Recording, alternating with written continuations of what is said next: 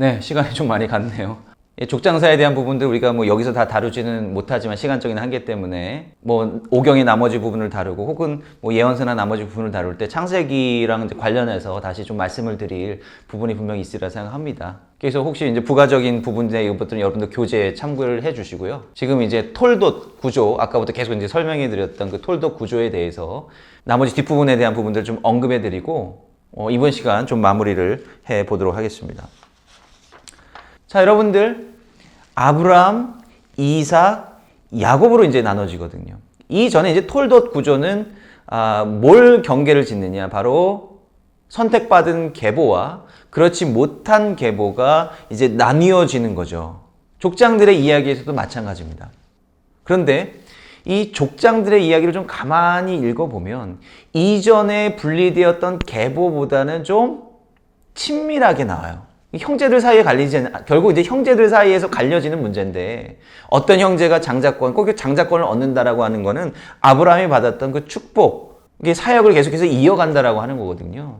그러니까 누구는 선택받고 결국 누구는 선택받지 못한다라고 하는 것인데, 그런데 이 형제들의 얽힌 이야기가 생각보다 굉장히 자세하게 기록이 되어 있다라고 하는 것입니다. 이게 아브라함을 기준으로 해서 좀 갈리는 거죠. 이전에는 별로 그 선택받은 자, 선택받지 못한 자, 여기에 대해서 좀 교류나 이런 것들이 별로 없어요. 근데 아브라함 이후로는 이삭과 이스마엘, 그리고 야곱과 에서가 굉장히 그 친밀하게 나타나고 있다라고 하는 것이죠. 25장 12절에 보면 이스마엘의 톨돛이 나옵니다.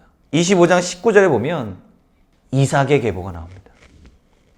흥미롭죠? 이 톨돛이라고 하는 게 제가 이제 계속해서 얘기했듯이 뭔가 하나님의 선택받은 계보가 나오는데 톨돛이 이스마엘에게도 적용되고 있어요. 자, 36장 1절에 보세요.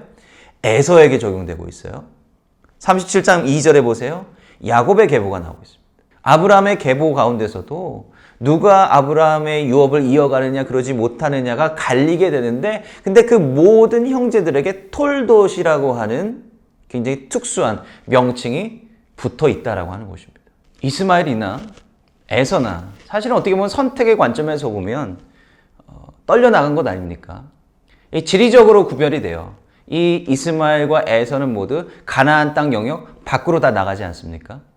그러나 이들은 궁극적으로 어떻게 되죠? 이스마엘, 이삭과 화해를 합니다. 어떻게 할 수 있을까요? 이 아브라함을 장사할 때 이 두 형제가 함께 아브라함을 장사 지내는 거죠. 야곱과 에서의 그 화해는 너무 드라마틱하고 너무 극적이지 않습니까? 근데 결국 지리적으로는 떨어지게 되고 나중에 국가가 형성되고 이 역사가 흐르게 되면 뭐예요? 다 이 이스라엘의 인접한 나라들이 된다라고 하는 것이죠. 결국은 이 형제들의 갈등과 이 화해 이야기, 그 다음에 이제 다른 가나안 땅 밖으로 떨려나간 이스마엘과 에서에게 역시 톨돛이라고 하는 명칭이 붙었다라고 하는 건 뭐냐면 그들 역시 궁극적으로는 한 형제고 함께 화해해야 될 그런 족속이다라고 하는 것을 이야기해주고 있는 것 같습니다.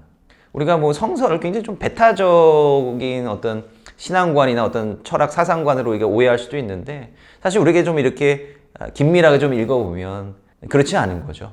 이 성서에서의 구약 성서의 선택이라고 하는 것은 이 선택받는 자만 구원받는다라고 하는 것이 아니라 이 선택받은 자를 통해서 하나님의 복이 전해지는 굉장히 중요한 그런 패턴을 보여주고 있다라고 하는 것입니다.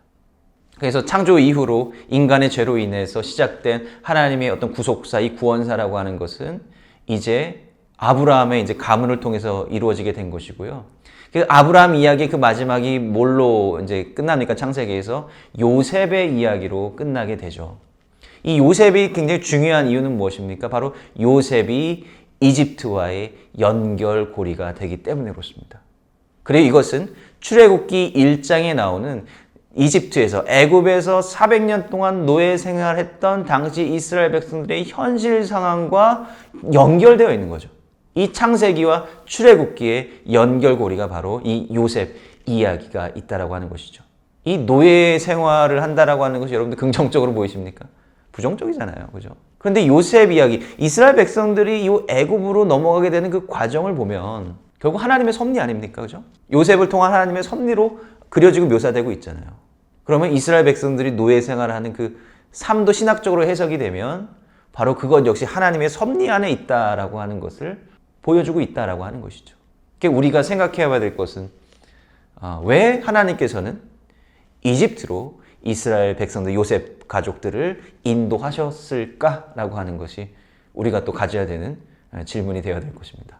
네, 이번 영상은 좀 길었던 것 같은데요. 좀 장황하게 이 창세기의 이제 주요한 이제 주제들부터 해가지고 중간에 양식 비평에 대한 이야기들, 그다음에 이제 타입신에 관한 또 새로운 문학적인 비평 방법론 요거에 대해서 언급을 드렸습니다. 그리고 아울러서 창세기 어떤 신학이라든지 방향성에 대해서 말씀을 드렸는데요. 이 통전적으로 이 이야기들을 좀 머릿속에 담아두시면서 이 출애굽기, 레위기, 민수 계속해서 좀 이어가 보도록 하겠습니다. 감사합니다.